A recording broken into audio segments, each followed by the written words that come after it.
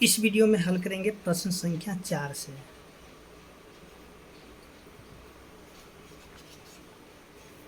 प्रश्न संख्या 4 में दिया गया है, एक त्रिभुज की भुजाएं क्रमशः 15 सेंटीमीटर, 13 सेंटीमीटर तथा 12 सेंटीमीटर है। उस वर्ग की एक भुजा ज्ञात कीजिए जिसका परिमाप दिए गए त्रिभुज के परिमाप से दुगना है।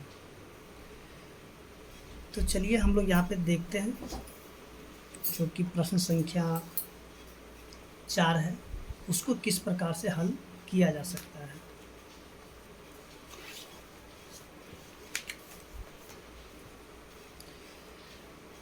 देखिए प्रश्न में जो दिया गया है,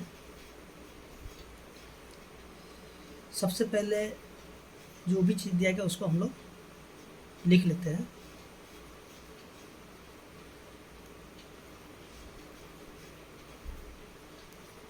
त्रिभुज की भुजाएं दिया गया है।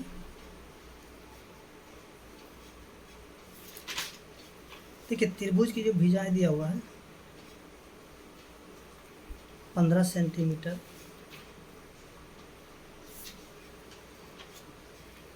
13 सेंटीमीटर और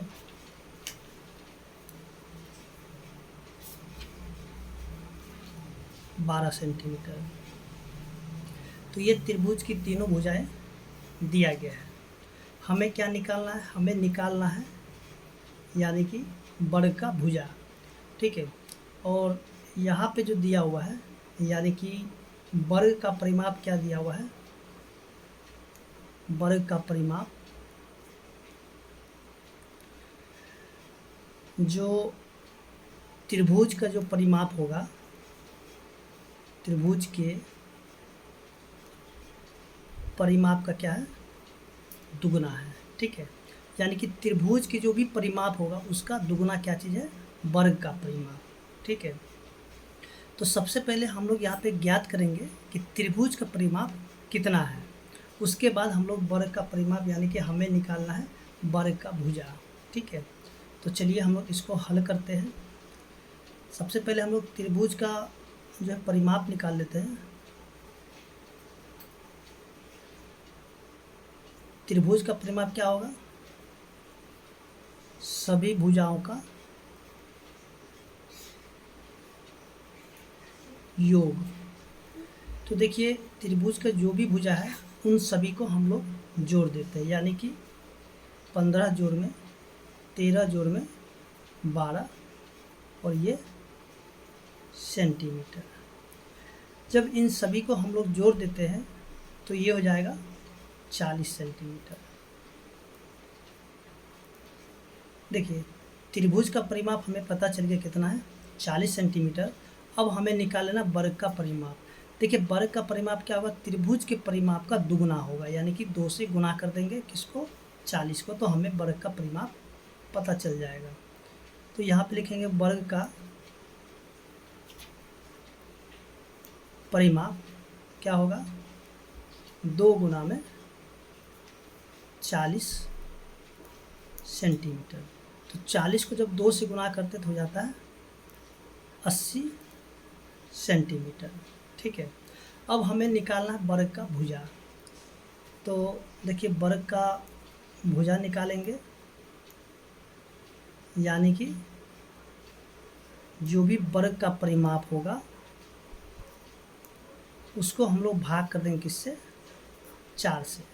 देखिए जब 4 से भाग कर देंगे तब हमें यहाँ पे वर्ग का भुजा मालूम हो जाएगा।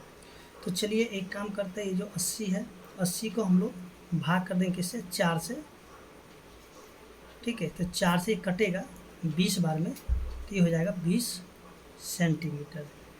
यानी कि वर्ग का जो भुजा हो जाएगा कितना? 20 सेंटीमीटर। तो इस तरीके से जो प्रश्न संख्या 4 है हल हो चुका है। उम्मीद करते हैं कि आपको समझ में आ गया होगा। अगर आपको समझ में आ रहा है तो वीडियो को लाइक कीजिए और चैनल को सब्सक्राइब कीजिए, साथ में जो बेल आइकन को भी दबा लीजिए। इसके बाद जो हम लोग देखते हैं, जो कि प्रश्न संख्या 5 दिया हुआ है। देखिए एक आयताकार मैदान की लंबाई 35 सेंटीमीटर तथा चौड़ाई 20 सेंटीमीटर है तथा एक वर्गाकार मैदान की भुजा की लंबाई 26 सेंटीमीटर है, तो बताइए किसका परिमाप अधिक होगा और कितना। तो देखिए यहाँ पे जो है ना दो प्रकार के चित्र दिए गए, एक है आयताकार और दूसरा है वर्गाकार। आयताकार का जो यानी कि आयत का लंबाई भी दिया हुआ और चौड़ाई भी दिया गया है। इसके बाद जो वर्ग का भुजा भी दिया हुआ 26 सेंटीमीटर। तो इन दोनों में हमें बताना किसका जो परिमाप ज़्यादा होगा और कितना ज़्यादा होगा वो बताना है। तो इसके लिए हमें क्या करना है कि इन दोनों का ही परिमाप ज्ञात करना होगा और उसके बाद जो है इसका जो है हम लोग मतलब कि उसको घटा करके देख लेंगे तो पता चल जाएगा।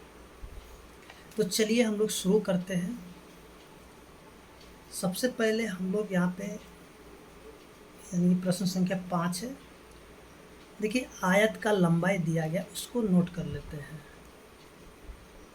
आयत की लंबाई जैसा कि आपको बताए थे कि इसको जो एल के द्वारा हम लोग दिखाएंगे, इसका बेसिक वीडियो बना हुआ है, आप वहाँ से उसको देख लें, समझ में आएगा।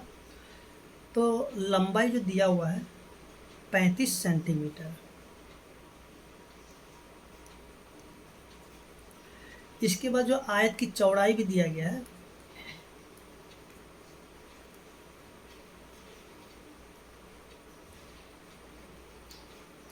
चौड़ाई को हम लोग बी के द्वारा दिखाएंगे जो कि दिया गया है 20 सेंटीमीटर। ठीक है, अब जो है इसका हम लोग परिमाप निकाल लेते हैं। आयत का परिमाप जैसा कि हमें पता है क्या होता है, 2 गुना में एल जोड़ में बी। तो 2 गुना में एल का मान है 35 और बी का मान है 20 और ये सेंटीमीटर। 2 गुना में 35 को 20 से जोड़ते तो हो जाता है 55 और 55 को जब 2 से गुना करते तो हो जाता है 110। यानी कि आयत का परिमाप कितना निकलेगा 110 सेंटीमीटर। अब हमें यहाँ पे निकालना है वर्ग का परिमाप और वर्ग की भुजा। देखिए वर्ग की भुजा जो दिया गया है 26 सेंटीमीटर।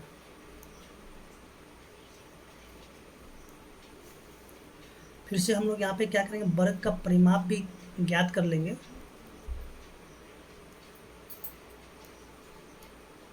तो यहाँ पे वह 4 गुना में भुजा, तो 4 गुना में 26 सेंटीमीटर। 26 को 4 से गुना करते तो हो जाता है 104। अब देखिए यहाँ पे हम लोग देखेंगे कि आयत का जो परिमाप है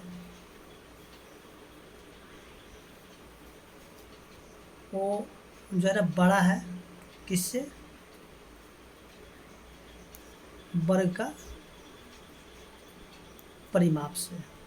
ठीक है, यानी कि आयत का परिमाप बड़ा है किससे, वर्ग के परिमाप से। आयत का कितना 110 और इसमें से हम लोग 104 को घटा लेंगे तो ये भी पता चल जाएगा कि कितना बड़ा है। देखिए 110 में से 104 को जब घटा देते हैं तो यहाँ पे बच जाता है 6 सेंटीमीटर।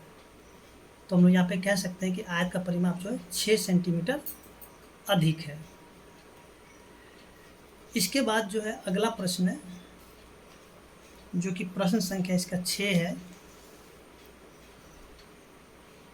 देखिए प्रश्न संख्या 6 में जो दिया गया है, एक बगीचा जिसकी लंबाई 20 मीटर तथा चौड़ाई 15 मीटर है, इसके चारों तरफ बांस का घेरा लगाने के बाद 500 रुपये में से कितने रुपए बचेंगे यदि 1 मीटर घेरे लगाने का खर्च 500 रुपये है। तो देखिए घेरा लगाने की बात यहाँ पे किया जा रहा है, तो इसके लिए हम लोग क्या करेंगे कि परिमाप निकालेंगे। जब परिमाप निकल जाएगा तो उसको हम लोग 5 से गुना करेंगे। जब 5 से गुना कर देंगे परिमाप को, जो भी आएगा यानी कि घेरे लगाने का खर्च आ जाएगा, तो उसके बाद हम लोग क्या करेंगे 500 में से उसको घटा देंगे। ठीक है, तो चलिए हम लोग इसको भी हल कर लेते हैं, जो कि प्रश्न संख्या है 6।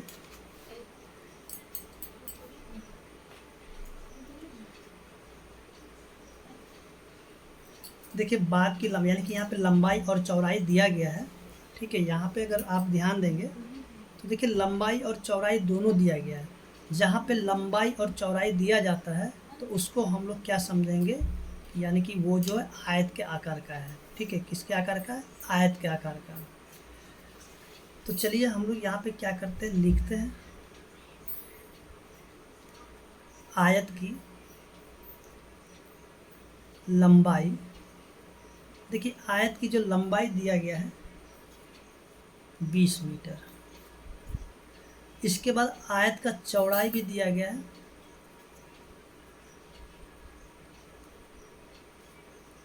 अच्छा चौड़ाई जो दिया हुआ 15 मीटर का। ठीक है, इसके बाद जो है लिखते हैं 1 मीटर घेरा लगाने का खर्च भी दिया हुआ, कितना, 5 रुपये। ठीक है, अच्छा कुल रुपए कितना है, कुल रुपए है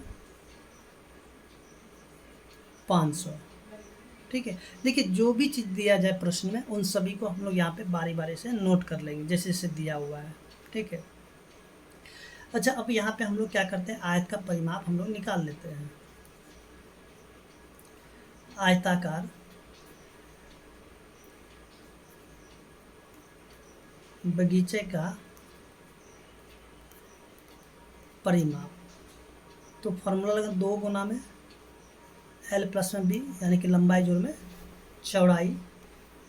तो 2 गुना में लंबाई का मान कितना दिया है 20 मीटर, चौड़ाई दिया हुआ है 15 मीटर, और ये हो जाता है मीटर। तो 2 गुना में 20 और 15 हो जाता है 35, हो जाएगा मीटर। अच्छा 35 को जब 2 से गुना करते हैं तो हो जाता है 70 मीटर। ठीक है, यानी कि जब उसे बांस से घेरना होगा तब उसे कितना मीटर बांस लग जाएगा, 70 मीटर। ठीक है, अब जो है यहाँ से जो है हम लोग क्या करते हैं कि लिख लेते हैं बांस लगाने का खर्च। देखिए बांस लगाने का खर्च कितना है, यानी कि ₹5 को गुना करा देंगे किससे, 70 से। 70 को 5 से गुना करते तो हो जाता है 350 रुपये। ठीक है, यानी कि बांस लगाने का खर्च कितना हो जाएगा, 350 रुपये। अब करें कितने रुपए शेष बचेंगे, तो हम लोग यहाँ पे क्या करते हैं, लिखते हैं शेष बचे, शेष बचे। ठीक है, रुपए। तो 500 में क्या करेंगे कि 350 को घटा लेंगे। तो 500 में से 350 को घटाएंगे तो बच जाता है 150 रुपये, यानी कि बांस से घेरने के बाद भी जो है उसके पास 150 रुपये अभी भी बच जाते हैं। तो उम्मीद करते हैं कि प्रश्न संख्या 6 समझ में आ गया होगा। अगर आपको वीडियो अच्छा लगा हो तो प्लीज़ वीडियो को लाइक कीजिए और चैनल को सब्सक्राइब कीजिए।